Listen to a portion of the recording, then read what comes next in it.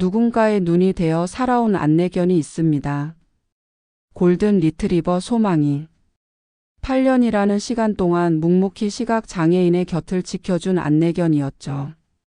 그리고 어느 날 은퇴를 맞은 그 아이는 조용히 어떤 집으로 돌아가게 됩니다. 바로 어릴 적 1년간 함께 살았던 퍼피워킹 가족의 품으로. 오랜 시간 가족은 매일같이 그 아이를 기다려왔습니다. 하지만 다시 만난 소망이는 예전과는 조금 달라져 있었습니다. 과연 소망이는 가족을 기억하고 있을까요? 그들은 다시 예전처럼 서로를 마음으로 껴안을 수 있을까요? 지금 소망이가 오래전 가족이었던 사람들과 다시 가족이 되어가는 아름다운 이야기를 시작하겠습니다. 경기도 용인의 한 주택가, 이른 아침 햇살이 창문 사이로 스며들고 있었습니다. 이정아는 부엌에서 커피를 내리며 10년 전 그날을 떠올렸죠. 마당에서 뛰어노는 작은 골든 리트리버 한 마리, 그 아이의 이름은 소망이었습니다. 엄마, 소망이 또 신발 물고 다녀. 고등학생이었던 다연이 웃으며 소리쳤던 목소리가 아직도 귓가에 맴돌았어요. 퍼피워킹으로 맡게 된 예비 안내견이었지만 가족들에게는 진짜 막내 아들 같은 존재였습니다. 김홍범은 회사에서 돌아와 마당에 앉아 소망이와 함께 시간을 보내곤 했죠. 이 녀석 참 영리하네. 벌써 기본 명령어는 다 알아듣는구나. 소망이는 꼬리를 살랑살랑 흔들며 홍범의 무릎에 턱을 올렸습니다. 수빈과 다연은 소망이를 두고 늘 다퉜어요. 내가 먼저 안을 거야. 아니야, 소망이는 나를 더 좋아해. 하지만 소망이는 누구에게나 똑같이 다정했습니다. 깊고 맑은 눈동자로 가족 한 명 한 명을 바라보며 마치 이 순간을 기억하려는 듯 했죠. 그런데 시간은 너무 빨랐습니다. 1년이라는 퍼피워킹 기간은 순식간에 지나갔고 소망이를 보내야 할 날이 다가왔어요. 가족들은 모두 알고 있었지만 아무도 그 이야기를 꺼내지 않았습니다. 마지막 날 아침, 정아는 소망이의 털을 한참 동안 쓰다듬었어요. 소망아, 넌 이제 정말 중요한 일을 하기 위해 떠나야 해. 누군가에게 눈이 되어 주는 거야. 소망이는 고개를 갸웃하며 정아를 바라봤습니다. 널 보내는 게 우리가 할 수 있는 가장 큰 사랑이야. 정아의 목소리는 떨렸지만 소망이에게는 웃는 얼굴을 보여주려 애썼죠.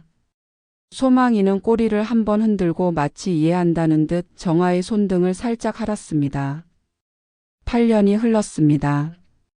이정아는 여전히 소망이를 떠올렸어요. 마트에서 강아지 사료를 보거나 산책하는 골든 리트리버를 마주칠 때면 가슴 한편이 저릿했습니다.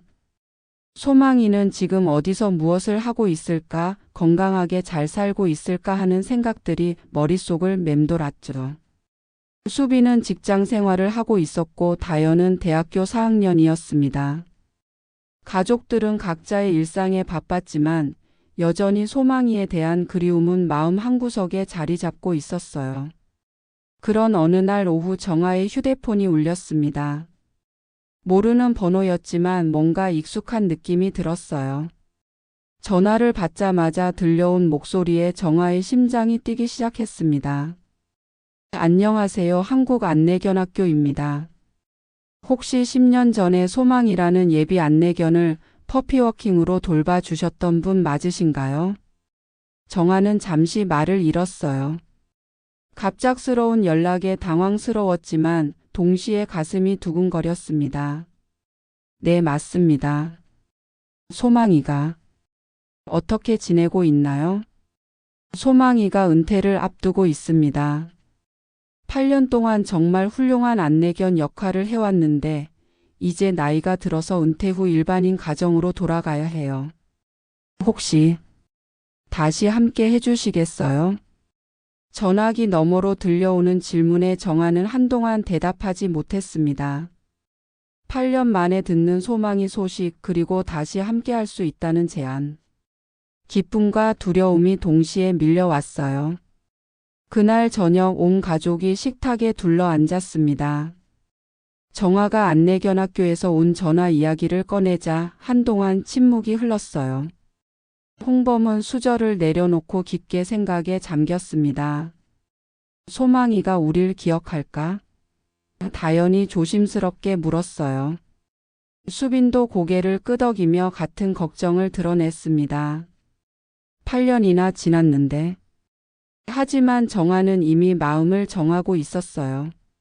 우리는 그날부터 하루도 빠짐없이 기다렸어. 목소리에는 확신이 담겨 있었습니다. 소망이가 돌아오는 날 온 가족이 현관 앞에서 기다리고 있었습니다. 정화는 아침부터 집안을 이리저리 치우며 마음을 달랬고 홍범은 마당에 미끄럼 방지 매트를 새로 깔았어요.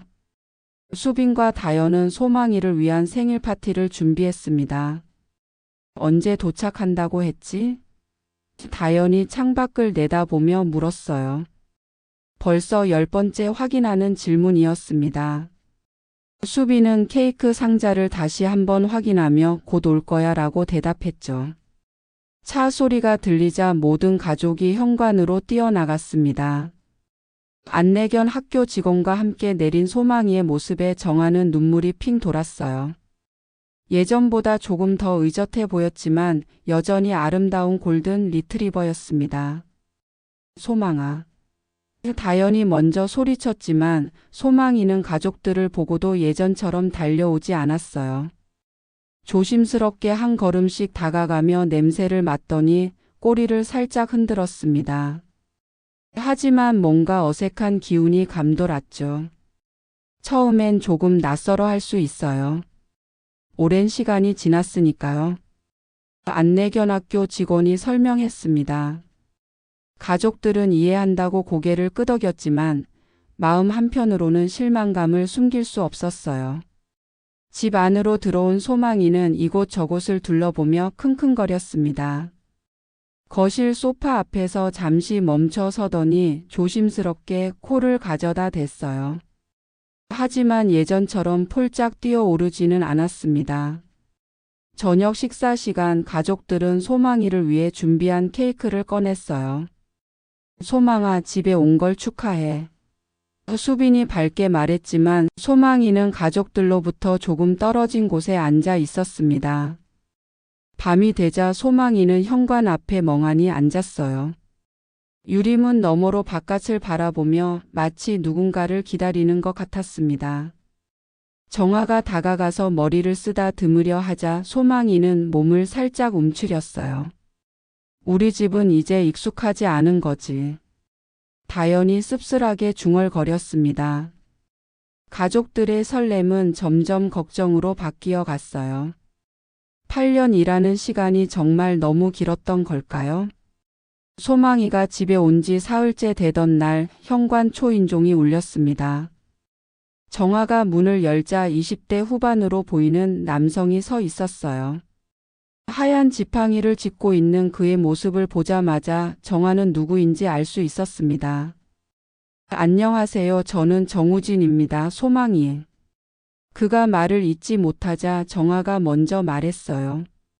들어오세요. 말씀 많이 들었습니다. 우진이 현관에 들어서자마자 소망이가 벌떡 일어났습니다. 며칠 동안 보지 못했던 생기가 눈에서 반짝였어요. 소망이는 우진에게 달려가서 꼬리를 크게 흔들며 머리를 그의 다리에 비볐습니다.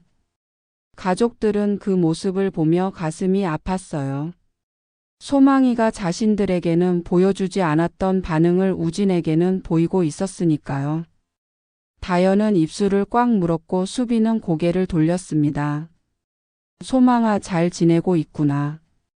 우진이 소망이의 머리를 쓰다듬자 소망이는 행복한 듯 눈을 감았어요. 그리고 자연스럽게 우진의 무릎에 턱을 올렸습니다. 마치 8년 동안 매일 해왔던 익숙한 행동처럼요. 거실에 앉은 우진은 가방에서 뭔가를 꺼내려다가 멈췄습니다.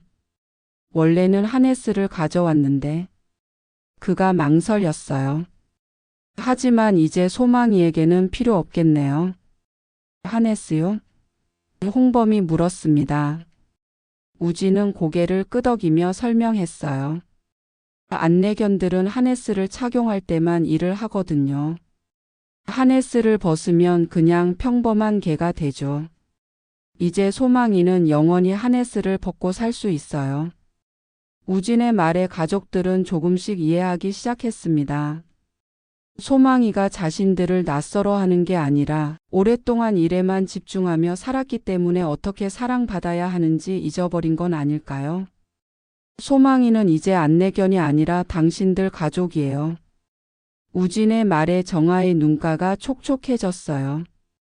8년 동안 정말 고생 많았구나, 소망아. 우진은 1시간 정도 머물다가 일어섰습니다. 소망이는 그를 배웅하려고 현관까지 따라왔지만 우진은 하네스를 꺼내지 않았어요. 이제 진짜 안녕이야, 소망아. 행복하게 지내야 해. 그날 밤 소망이는 처음으로 현관이 아닌 거실에서 잠들었습니다. 다음 날 오후 우진이 다시 찾아왔습니다. 이번에는 빈손이 아니었어요. 작은 봉투를 들고 있었는데 그 안에는 소망이와 함께 찍은 사진들이 들어 있었습니다. 이 사진들 소망이와 함께 보내고 싶어서요. 우진이 사진들을 테이블 위에 펼쳐놓자 가족들은 숨을 죽이고 바라봤어요. 소망이가 하네스를 차고 우진과 함께 있는 모습들이었습니다.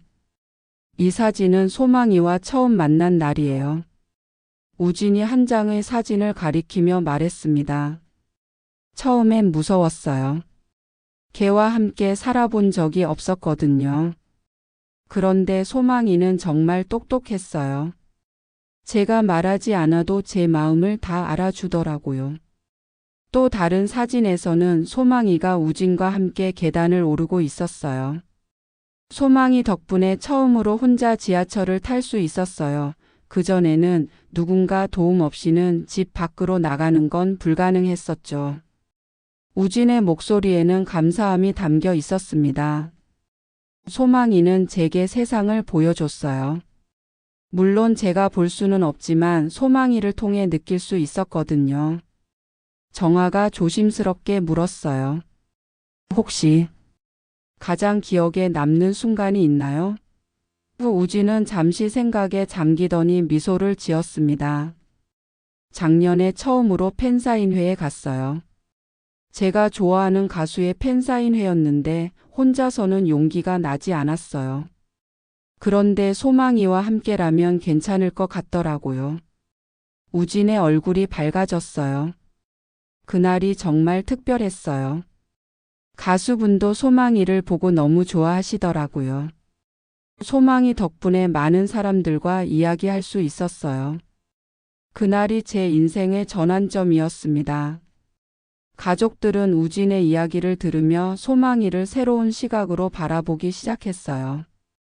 지난 8년 동안 소망이가 얼마나 중요한 역할을 했는지, 누군가에게 얼마나 소중한 존재였는지 처음으로 제대로 알게 된 거죠. 소망아, 넌 우리 가족의 자랑이야. 정아가 소망이를 바라보며 말했어요. 우릴 떠나 있었지만 다른 사람을 도우면서 우리의 소망이로 성장한 거구나. 소망이는 마치 이해한다는 듯 꼬리를 살살 흔들었습니다. 그리고 처음으로 정아의 손에 코를 가져다 댔어요. 따뜻하고 부드러운 촉감에 정아의 눈에 눈물이 맺혔습니다. 그날 이후로 소망이에게 변화가 일기 시작했습니다. 우진의 방문이 마치 열쇠 같은 역할을 했던 것 같았어요. 소망이는 점점 예전의 모습을 되찾아가고 있었습니다. 아침에 홍범이 신문을 읽고 있으면 소망이가 슬금슬금 다가와서 그의 발치에 누웠어요. 예전처럼 자연스럽게요. 이 녀석 참 오랜만이네. 홍범이 소망이의 등을 쓰다듬으며 중얼거렸습니다. 점심시간이면 소망이는 정아를 따라 부엌으로 들어갔어요. 요리하는 정아의 발목 주변을 맴돌며 가끔 바닥에 떨어진 음식 조각을 할아 먹었습니다. 소망아, 위험해. 뜨거우니까 조심해야지. 정아의 목소리에는 다시 예전의 다정함이 돌아와 있었어요. 저녁이면 온 가족이 거실에서 텔레비전을 보고 소망이는 그 한가운데 자리를 잡았습니다. 수빈과 다연이 리모컨을 두고 다투면 소망이가 정확히 두 사람 사이에 앉아서 중재자 역할을 했어요. 야, 소망이가 우리 보고 그만 싸우라는 것 같은데? 다연이 웃으며 말했습니다. 수빈도 덩달아 웃으며 소망이의 머리를 쓰다듬었어요. 역시 우리 소망이는 똑똑해. 주말에는 온 가족이 함께 산책을 나갔습니다. 소망이는 줄다리기 놀이도 하고 공 던지기도 했어요. 공을 물고 와서 가족들 앞에 떨어뜨리면 모두가 박수를 쳐주었습니다. 이렇게 노는 걸 봐서는 완전히 적응한 것 같네. 홍범이 흐뭇하게 바라보며 말했어요. 소망이는 마치 그 말을 알아듣기라도 한 것처럼 더욱 신나게 뛰어다녔습니다. 어느 날 밤 다연이 감기에 걸려서 기침을 하고 있었어요.